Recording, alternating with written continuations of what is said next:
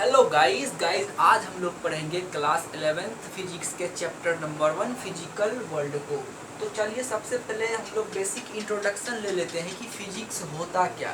देखिए, जो fan move कर रहा है, जो बल्ब ग्लो कर रहा है, इलेक्ट्रॉन जो मूव करता है, हमारी पृथ्वी जो है सन के अराउंड रिवॉल्व करती है, ये सभी चीज़ें फिजिक्स के थ्रू ही अंडरस्टैंड किया जाता है। आसमान में रेनबो बनता है, समुद्र में लहरें उठती है, सब चीज everything is understand through physics. तो हम लोग फिजिक्स के बारे में क्या कह सकते हैं कि फिजिक्स जो है नेचर की स्टडी है, नेचर और उसके लॉ की स्टडी है। तो सिंपल शब्दों में अगर हम लोग फिजिक्स को डिफाइन करना चाहें तो हम लोग क्या लिख सकते हैं, physics is the study of nature and its laws. ठीक है, फिजिक्स क्या है, नेचर और उसके लॉज की स्टडी है। तो इस तरह से हम लोग फिजिक्स को सिंपल शब्द में डिफाइन कर सकते हैं। फिजिक्स को डिफाइन करना पॉसिबल ही नहीं कुछ शब्दों में, लेकिन फिर भी हम लोग इस तरह से लिख सकते हैं कि फिजिक्स क्या है, नेचर और उसके लॉज की स्टडी है। तो अगला जो हमारा एनसीईआरटी में टॉपिक है फिजिक्स के 11th के सिलेबस में, वो हमारा है unification and reductionism. Unification and reductionism.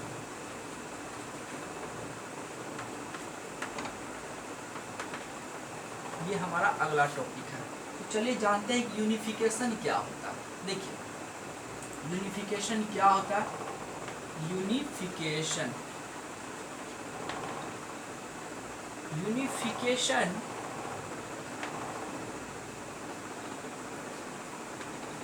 is an attempt to explain various phenomenon by few or some basic concept। ठीक है, यूनिफिकेशन क्या है कि बहुत सारे फेनोमेनन को अगर हम लोग एक ही लॉ से स्टडी करें तो वही हमारा यूनिफिकेशन कहलाता है। जैसे देखिए, हमारे पास ग्रेविटेशन का लॉ है, gravitation law of gravitation, law of gravitation, law of gravitation, F बराबर Gm1m2 upon r square. 9th में आप लोगों ने पढ़ रखा होगा। देखिए, इसी लॉ से हम लोग क्या क्या चीज की स्टडी कर लेते हैं, falling of an apple, moving of planets,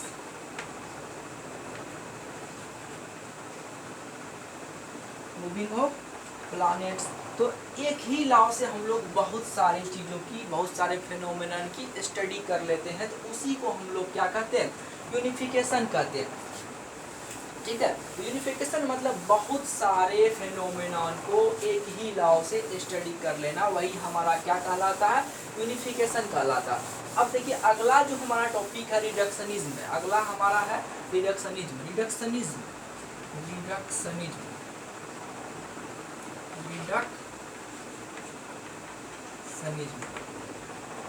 देखिए, रिडक्शनिज्म क्या होता है, बड़े बड़े चीज़ों को, कॉम्प्लेक्स चीज़ों को छोटे छोटे पार्ट्स में तोड़कर उनकी स्टडी करना रिडक्शनिज्म कहलाता है। अब जैसे देखिए, हमारा डायनेमो होता है, डायनेमो। अब इसके हम लोग पार्ट्स बाय पार्ट्स की स्टडी करते हैं। जैसे ये क्या चीज़ से मिलकर बना होता है, आर्मेचर, मैग्नेट, इन सभी कॉइल, इन सभी के हम लोग पार्ट्स बाय पार्ट्स स्टडी करते हैं एक एक करके। मतलब कोई भी कॉम्प्लेक्स चीज़ों को ब्रेक करके पार्ट्स बाय पार्ट्स स्टडी करना ही हमारा क्या कहलाता है, वो कहलाता है हमारा रिडक्शनिज्म। रिडक्शनिज्म में यूनिफिकेशन समझ गए होंगे आप लोग, ज़्यादा नहीं जानना इसके बारे में। तो चलिए अगला जो हमारा टॉपिक है एनसीईआरटी में वो हमारा है scope and excitement in physics. Scope and excitement of physics. ठीक है, यानी कि फिजिक्स का आप देखिए हमारा क्या है, scope of physics. Scope of physics, scope of physics मतलब फिजिक्स का क्या क्या औकात है। चलो देखते हैं फिजिक्स का कितना औकात है, क्या औकात है भाई। सब कुछ तो फिजिक्स ही होता। देखिए फिजिक्स दो तरह का होता है, एक हमारा होता है मैक्रोस्कोपिक, ठीक है, दूसरा हमारा होता है माइक्रोस्कोपिक।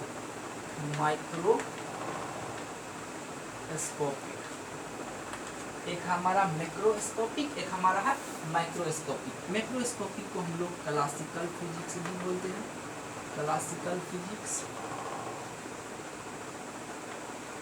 और इसको हम लोग क्वांटम फिजिक्स भी बोलते हैं। इसको हम लोग क्या बोलते हैं, क्वांटम फिजिक्स। क्वांटम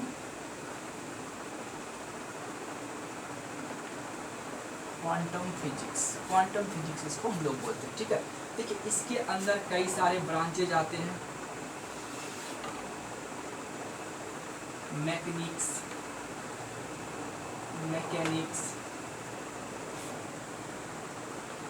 इलेक्ट्रोडायनामिक्स,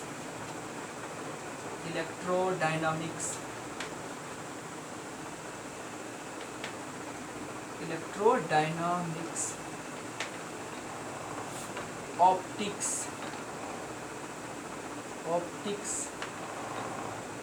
और एक क्या हमारा थर्मोडायनामिक्स।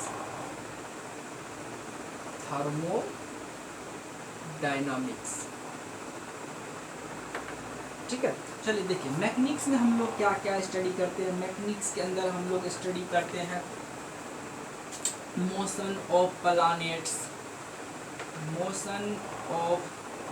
प्लैनेट्स, पार्टिकल्स, सब चीज़ की study. Motion of particles, propulsion of rocket कैसे उड़ता है ये भी हम लोग मैकेनिक्स में स्टडी करते हैं। Propulsion of rocket. अब शिप कैसे फ्लोट करता है, floating of ship,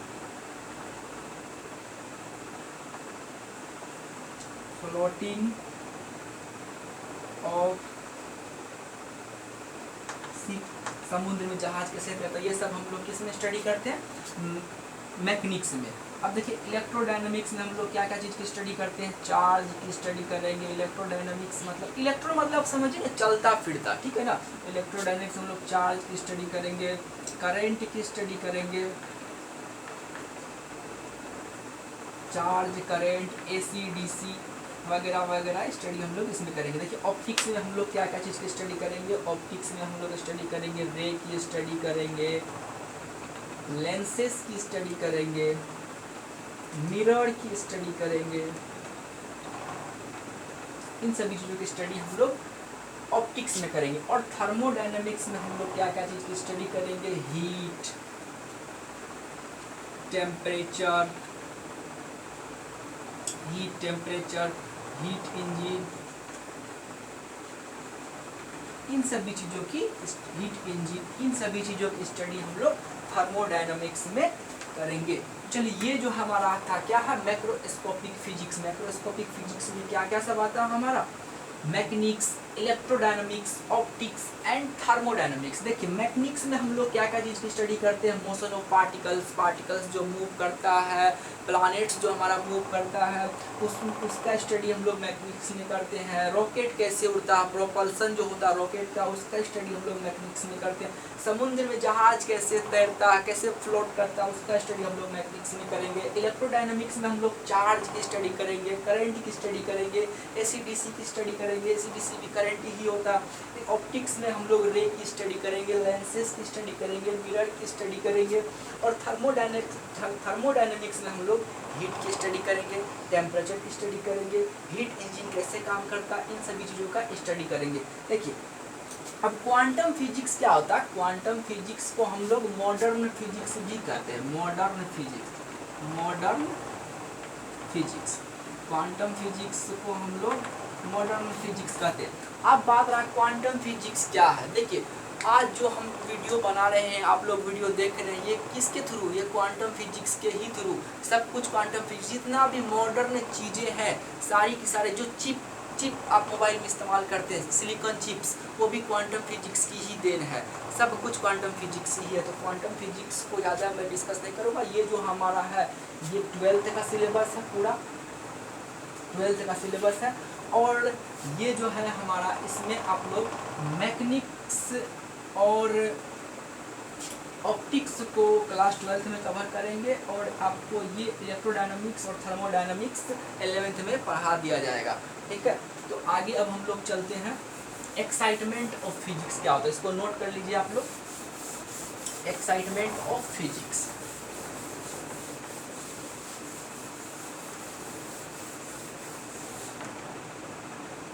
excitement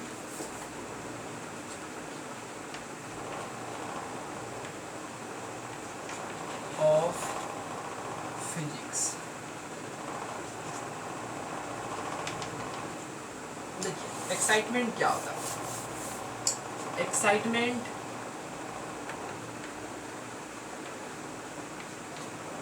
comes from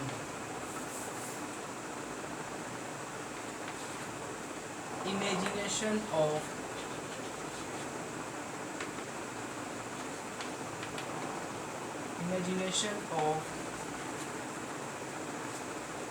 new concept, future event, prediction of future event, prediction of future event, prediction of future event क्या है, यही सब तो एक्साइटमेंट ऑफ फिजिक्स है। एप्लीकेशन, नए नए एप्लीकेशन हम लोग बनाते हैं, ये सब भी हम लोग क्या करते हैं भी, तो एक्साइटमेंट जब तक ना होगा तो हम लोग ये सब चीज़ें नहीं कर पाएंगे। ठीक है ना, तो यही एक्साइटमेंट एंड फिजिक्स में यही एक्साइटमेंट होता है। क्या क्या एक्साइटमेंट, बहुत सारे एक्साइटमेंट होते हैं। तो आगे जो है हम एनसीईआरटी में हमारा टॉपिक है फिजिक्स, टेक्नोलॉजी एंड सोसाइटी, यानी कि फिजिक्स, टेक्नोलॉजी और सोसाइटी कैसे एक दूसरे से रिलेटेड है, चलिए जानते हैं। देखिए फिजिक्स, अगला टॉपिक हमारा है फिजिक्स, टेक्नोलॉजी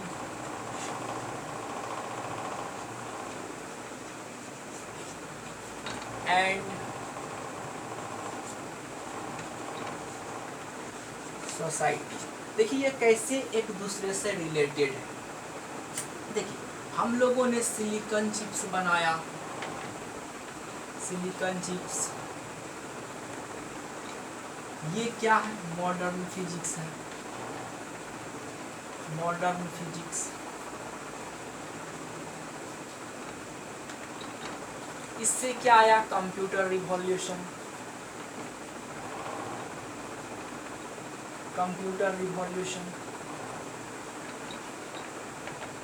तो ये किससे रिलेटेड है, सोसाइटी से रिलेटेड है ना, कंप्यूटर हमारे काम आ रहे हैं ना। देखिए फिर इलेक्ट्रोमैग्नेटिज्म आया, इलेक्ट्रोमैग्नेटिज्म आया, EMW आया, इलेक्ट्रोमैग्नेटिक वेव। इसके थ्रू हम लोग क्या कर पा रहे हैं, आज वायरलेस कम्युनिकेशन कर रहे हैं, वायरलेस कम्युनिकेशन कर पा रहे हैं, है ना। वायरलेस कम्युनिकेशन, यहाँ बैठे अपने दोस्त को फ़ोन लगा रहे, वो वहाँ मेरा बात सुन रहा। तो इस तरह से फिजिक्स, टेक्नोलॉजी जो है वो एक दूसरे से रिलेटेड है। तो अगला जो है एनसीईआरटी का टॉपिक है फंडामेंटल फोर्सेस इन नेचर। देखिए ये जो फिजिकल वर्ल्ड चैप्टर है आपके एग्जाम्स के लिए इम्पोर्टेंट नहीं है, एग्जाम्स में, किसी भी एग्जाम्स में इससे एक भी क्वेश्चन नहीं आते, एक भी नंबर के क्वेश्चन नहीं आते हैं। तो चलिए आगे जो है वो क्या है, fundamental forces fundamental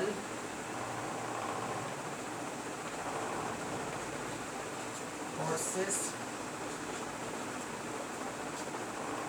in nature.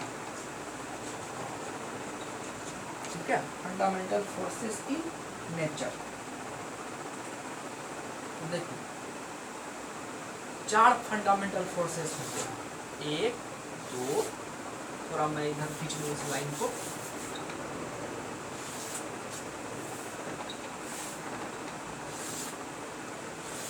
देखिए पहला हमारा फोर्स है वो है gravitational force. Gravitational force, gravitational force. Gravitational force क्या होता है? ये एक हमारा लॉन्ग रेंज फोर्स है, लॉन्ग रेंज फोर्स है। ग्रेविटेशनल फोर्स एक लॉन्ग रेंज फोर्स है, तभी ना देखिए हमारा अर्थ कहाँ है और सन कहाँ है, इतना दूर तक ये फोर्स लगता है, इसीलिए ये कैसा फोर्स है? लॉन्ग रेंज फोर्स है, तभी इतना दूर तक लग जाता। देखिए इस फोर्स को मीडियम की आवश्यकता नहीं होती है, डू नॉट रिक्वायर मीडियम। ठीक है, ये 2 पार्टिकल के बीच में लगने वाला फोर्स है, इसलिए काफ़ी लॉन्ग रेंज फोर्स होता है और इस फोर्स को मीडियम की आवश्यकता नहीं होती है। और ये जो है वीकेस्ट फोर्स होता है, weakest force, weakest force in nature, सबसे वीकेस्ट फोर्स है नेचर में, सबसे वीकेस्ट फोर्स है। उसके बाद हमारा है weak nuclear force, weak nuclear force. ये जो है हमारा एक शॉर्ट रेंज फोर्स है, short range force, short range force होता है। ठीक है, ये जो है न्यूक्लियॉन्स के पार्टिकल्स के बीच में लगने वाला फोर्स होता है। ठीक है, ये जो है ग्रेविटेशनल फोर्स से थोड़ा स्ट्रॉन्गर फोर्स होता है। उसके बाद हमारा है electromagnetic force, electromagnetic force, electromagnetic force. देखिए ये 2 चार्ज के बीच में लगने वाला फोर्स है। देखिए ये हमारा एक प्लस चार्ज है Q और ये हमारा एक है माइनस चार्ज Q। तो अनलाइक चार्जों में क्या होता है? एट्रैक्शन होता है। ये इसको इधर खींचेगा और ये इसको अपनी तरफ खींचेगा, दोनों तरफ एट्रैक्शन होगा। ठीक है ना, तो ये जो है शॉर्ट रेंज फोर्स होता है। ये भी एक लॉन्ग रेंज फोर्स होता है, लॉन्ग रेंज फोर्स है, ये भी लॉन्ग रेंज फोर्स। ठीक है, ये जो है एक लॉन्ग रेंज फोर्स होता है और इसको भी मीडियम की आवश्यकता नहीं होती है, डू नॉट रिक्वायर मीडियम। अब एक और फोर्स जो है वो हमारा है strong nuclear force, strong nuclear force. देखिए हमारे पास कोई न्यूक्लियस है, ठीक है, इसमें न्यूट्रॉन, प्रोटॉन, न्यूट्रॉन, प्रोटॉन ये सब भरे होते हैं।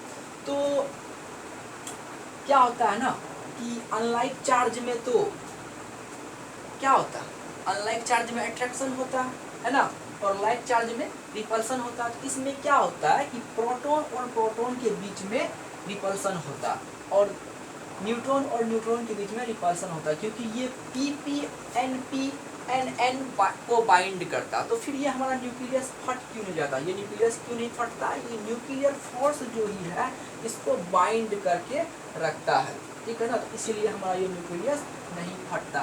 तो ये जो है नेचर में सबसे स्ट्रॉन्ग फोर्स है, स्ट्रॉन्गेस्ट फोर्स इन नेचर। और ये कैसा फोर्स होता है? Short range force, short range force है, ये एक शॉर्ट रेंज फोर्स है। और ये क्या करता है N P P P N N P N को बाइंड करता। ठीक है, तो ये था हमारा chapter number first physical world.